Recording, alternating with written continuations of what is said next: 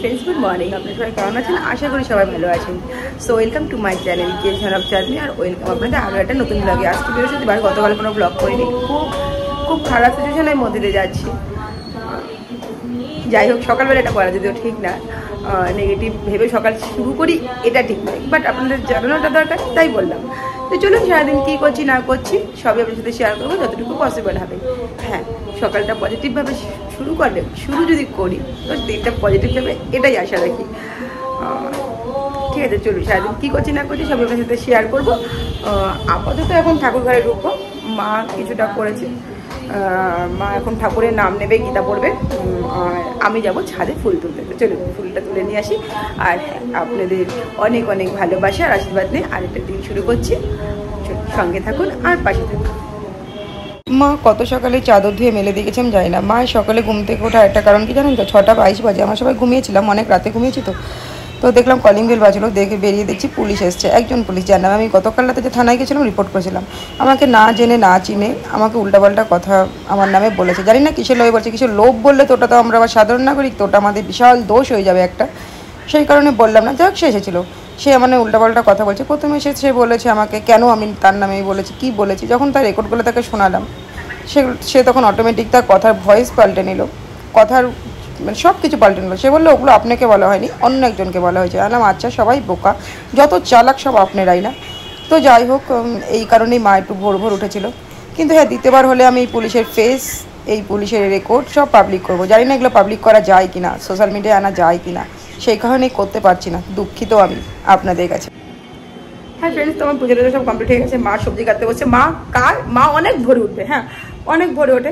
আমি নেহার স্কুল থাকলে তো আমাকে ভোরে উঠতে হয়, সে টিফিন বানাতে থাকলে। বাট নেহাকে আমি আজকে স্কুল বানাইনি, কারণ ওর আজকে আধার কার্ড বানাতে হবে।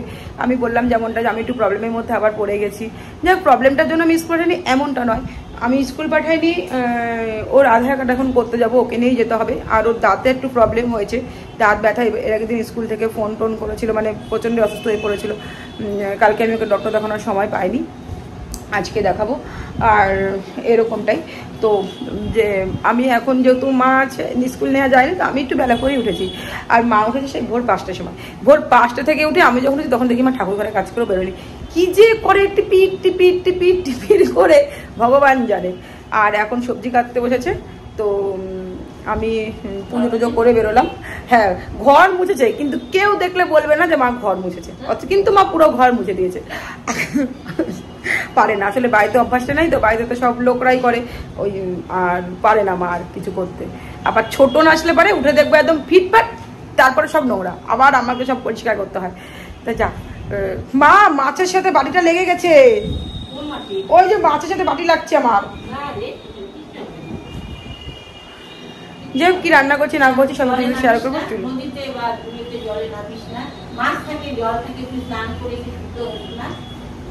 সে তো মা কালীকে, দুর্গা মাকে বানানোর সময় তো তোমার মাটি কাঠামোর ওপর উঁচু করে বানায়, যখন সেটা ঠাকুর মণ্ডপে চলে আসে তখন আর পা লাগানো যায় না। তো মাছটা এখন আমার বাড়ি চলে এসছে। কালকে মাংস এক হাতে নিয়ে, ব্যাগ এক হাতে নিয়ে আমাকে লোকে বলছে, আরে দিদি যখন মাংস ব্যাগে লাগাবেই না, মাংস খাওয়াটা বাদ দিয়ে দিন। আলাম খাবো বলে কি ব্যাগে লাগাতে হবে? আর এই যে মা এখন সবজি কথা হচ্ছে, মায়ের মনটাও ভালো নেই। যাই হোক, আমি সবার ফেস রিভিল করে দেবো যদি কোনো কারণে আমার মনে হয় যে আমার এখন করে দেওয়া উচিত। আমি একাই কেন চুপচাপ খারাপ হব? সবাই দেখবে, সবাই জানবে, এটার মধ্যে কত আনন্দ আছে বলুন তো। হ্যাঁ ফ্রেন্ডস, তো একটু বেরোচ্ছি আমি, চুলটা ভেজে আছে তো তাই এভাবে ছেড়ে দিই। গরম তো খুবই লাগছে। যাব হচ্ছে ওই আনতে যাবো বাসন, ঠাকুরের বাসন মাজার না, সব কিছু একদম বারণ হয়ে গিয়েছে। ঠাকুরের বাসন মাজারগুলো নেব, আর কিছু নেওয়ার নেই। ঠাকুরের বাসন মাজার আমি রিক্সাওয়ালাকেই বলতাম, বাট আমি তখন ভুলে গিয়েছি, কাজের তালে ছিলাম তো। ওই এইটুকুই বাসন মাজারটা নেবো। আর যে কী নিতে বললো মা, ও শুকনো লঙ্কা নেবো, চিনি নেব। আর এখন কিন্তু চলেও এসেছি এই দোকানটাতে, এখান থেকে সব নেবো। ভালো লাগে কি যে এক ছাদের তলাতে সব পাওয়া যায়, তো আর দোকানে গিয়ে বলতে বলতে এটা নিবো না ওটা নিবো ওটা না, তার থেকে ভালো কি যে এই দোকানে সব নিজে দেখে নিয়ে নাও, দাম কম বেশি সব কিছুই দেখে নেওয়া যায়, সেই কারণে এই দোকানটাতেই আমি আসি। আর বেশি দূরেও না, এই দোকান আর এই দোকানের ডিস্টেন্স একই, তাই এগুলো দোকান থেকেই নেই, এই দোকানটা থেকেই নেই। তো চলুন জিনিসপত্রগুলো গুছিয়ে এবার বিল করিয়ে নিই আমি। আর এই যে এখানে নেহানা একটু ইডলি আনিয়েছিল, মাকে দেখো ভালোবাসে তাই 6টা ইডলি ছিল।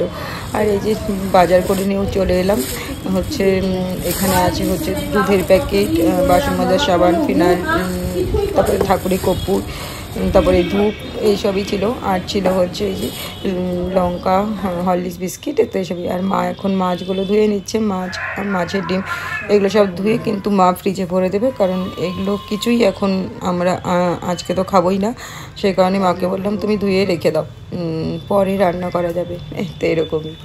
তারপর এখন অনেক কাজ নিয়েছি, নেহা আধার কার্ড করাবো, নেহার বলছে নিচে দেখো, তাই আমি ওকে নিচে দেখিয়ে দিলাম। আধার কার্ড করাবো, এই যে আধার কার্ড করতে এসেছে এখানে। পোস্ট অফিস আমার চেনা নেই, আর কিছু জানিও না। তারপর না কার্ডটাও হলো না, কারণ সকাল 6টায় নাম লেখাতে হবে, যেটা আমি পারবো না, আমাকে অনলাইন থেকেই করতে হবে। তারপর এখানে ডাবের জন্য এসেছিলাম, আর মার্কেটে এসেছিলাম ওই যে দোকানটা থেকে আমি বিস্কিট নেই, ওই দোকানটাতেই যাবো, ওখান থেকে একটু চিড়া বিস্কিট, চিড়া তো নেবই, বিস্কিটও নেব, তো এইসবের জন্য নেবো। ঠাকুরের তেল সিঁদুর সব এখানে পাওয়া যায় ভালো ভালো, তাই ওখান থেকে নিয়ে নিলাম। নিয়ে তারপর ওখান থেকে এখন বেরিয়ে যাচ্ছি। বেরিয়ে যাওয়ার আগে নেহাকে বললাম চল একবার মার্কেটটা ঘুরে নিই। আর এই যে নেহার দাঁতের ডক্টর দেখানোর পর এই যে এখানে কিন্তু ওষুধ নিতে এসেছে। হাই ফ্রেন্ড, তো একটু শর্ট ভিডিও বানাচ্ছিলাম, শর্ট রিল। মা আছে ক্যামেরা ধরে দিচ্ছে, তাই বানাতে পারছি আর কি। নেহা থাকলে তো ধরে দেয় না ক্যামেরা। আর আমার ঘরে তো সেভাবে লাইটও লাগানো নেই, মানে যেগুলো লাইট আছে সেগুলোতে যেহেতু ওয়ালে রং কালারটা সব পুরোনো হয়ে গেছে, সেই কারণে না কোনটা ভালো ছবি আসে না উইদাউট রিং লাইট ছাড়া। আর আমার উইদাউট রিং লাইটে সব ভিডিও তো করা যায় না। আর তার নিচে যেটা ছিল সেটা হারিয়ে মানে ভেঙে ফেলেছে পেট্রোল। তো এখন রান্না করছি, দাঁড়ানো এই ক্যামেরাটাও ঘোলা হয়ে আছে। তো বিকালে নেহাকে ডক্টর দেখে আনলাম। ডক্টর ওখানে না ভিডিও করার সময় ছিল না, এত অসহ্য দাঁতে ব্যথা হচ্ছিল, বই নিয়ে বেরিয়েও না পড়তে আর যেতে পারিনি। তো সেই কারণে ওকে আগে ডাক্তার দেখালাম। তো ডাক্তার দাঁত তো ছিল এখন হবে না, বাট আর একটা কী করতে বললো আমার এই মুহূর্তে মনে পড়ছে না, আমি মনে করে পরে বলছি। তো ওষুধ দিল, কিছু ব্যথা কমলে ওটা হবে। আর এত ছোটো বয়সে ওটা স্টিল করো, ডাক্তার বলো স্টিল করা একেবারেই যাবে না। যাই হোক এরকমই হয়ে আছে, শুধু দাঁত না হওয়ার অ্যালার্জিটাও যেহেতু আবার হয়েছিল। গতকাল তো আমি কোনো ব্লগ করিনি, খুব চাপের মধ্যে ছিলাম, থানা ফানা এসব নিয়েছিলাম, সেই কারণে ব্লগ করা হয়ে ওঠেনি। একটু একটু ক্লিপ আছে, যদিও ততটাও নেই, তবে একটু একটু আছে। তো এসে তারপর আবার ডক্টর বলছে যে ওর যেটা হয়েছে সেটা কলকাতা ছাড়া কোনো উপায় নেই, মানে কলকাতাতেই ওটা টেস্ট করতে হবে। যদিও সোনো স্ক্যানে হয়, কিন্তু অরিজিনাল রিপোর্ট আসে না। আর অ্যালার্জি টেস্ট আছে আর কি।